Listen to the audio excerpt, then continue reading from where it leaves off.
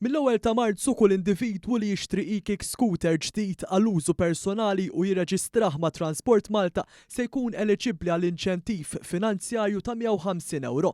Dan tħabbar mill-Ministeru għat-Trasport, l-Infrastruttura u x-Xogħlijiet Pubbliċi fl-istess jum li tneħħaw twaqqaf il-kiri tal-e-kick scooters mit-toroq ta' Malta.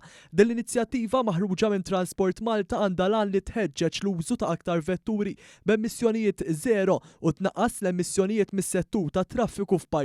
Il-Ministru Chris Bonnet qal li għalkemm il-kiri tal-e-kick scooters ġie mwaqqaf, l-użu tal-e-kick scooters privati se jibqa' permessibbli u mħeġġeġ bħala mezz alternattiv u sostenibbli ta' trasport. Aħna nemnu f'dan il-mezz tat trasport, aħna l-problema li kellna ma kienx dik, il-problema kienet il-mod kif kienu qegħdin jiġu maniġjati daw l-kick scooters u nafu li n-nies jieħdu ħsiebhom. Allura ħriġna din il-grant li tidħol fis-seħħ millum ta' €150 li fis-suq ifisser illi għandek kważi jew nofs kick scooter li huwa entry level, jiġifieri huwa grant li huwa tajjeb ħafna x'iridu nħeġġu iktar nies, iktar żgħażagħ biex jużaw metodi alternattivi ta' trasport u fuq kollox metodi ta' trasport li ma jħammġux. L-importanti li jibżgħu għalihom u l-importanti li ma jkunux ta' inconvenient fit-toroq. U għatenna li din l-iskema flimkien ma' inizjattivi oħra diġà implementati tenfasizza l-impenn tal-Gvern biex jippromuovi politika favur l-ambjent u jagħmel differenza tanġibbli fil-qasam ta' trasport alternattiv.